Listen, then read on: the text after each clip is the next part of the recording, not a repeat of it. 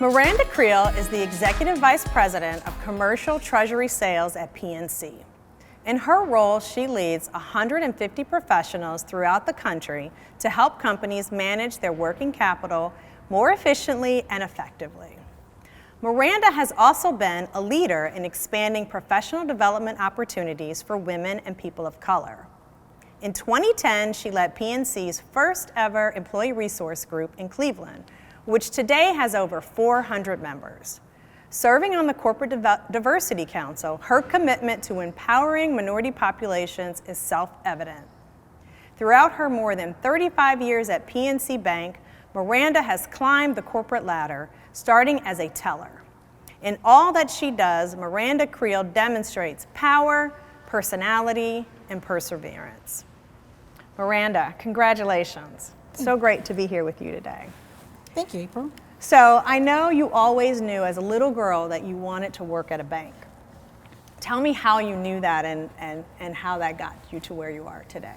Yeah, it's so interesting. When I was 14, my dad took me to National City to open my first bank account. And I was just really thrilled about watching the people counting the money, and just the whole atmosphere was really great for me. So then I told my dad, it's like, one day I'm gonna be a teller. And my dad's like, okay, but aspire to be more. And I was like, all right, Dad. Then what I did when I graduated high school, I did not want to go to college immediately. So I applied at National City, became a teller, and I just continued through the organization, had a number of opportunities. I moved from being a teller to an administrative assistant, and then had an opportunity to work with McKinsey & Company as an analyst. And then after that, they put me into the management training program. I actually went into the management training program, had a chance to manage a branch a couple years, and then I was tapped to work in treasury management. I had no idea what treasury management was, but I said, hey, that's something that I probably would be good at, so I decided to do that. I did that for probably 5 years, became the #1 producer in sales, and then they tapped me and asked if I wanted to be the employment manager. And again, I was like, employment manager, why would I ever do that? I love to sell, and they said, you sell human capital. And I ended up doing that for a couple years, and they asked me to come back, but if I would move to Indianapolis and actually manage the sales force for the state of Indiana, which I did. I had a great experience, moved there by myself, didn't know anyone, and then ultimately came back to Cleveland and became a regional. From the regional role, I became the segment head, which I am today, and I manage a team of 150 across the United States, and we really work hard to manage working capital for companies. That is an incredible story of climbing the corporate ladder. Well done. Thank well you. done. Very inspirational. So tell me about, I know you have this 80-20 rule and you use that in your mentoring. Tell us a little bit more about what that means for you. It's so interesting. When I kind of think about mentoring, I think about the people that I connect with. So 80% of the individuals that I connect with are women, 20% are men, and then 80% are people of color, and 20% are not. And it wasn't that I initially made that as a focus.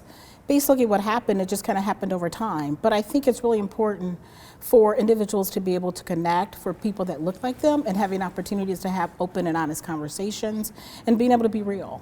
And I think that really has helped me along the way in my mentoring. And also, I get mentored. I feel that a lot of times for the mentees, that I'm able to learn from them as well. So it's kind of a reciprocal experience.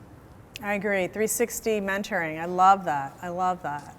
So my final question is, tell us what it feels like to be in the class this year of honorees for the YWCA 2022 Women of Achievement.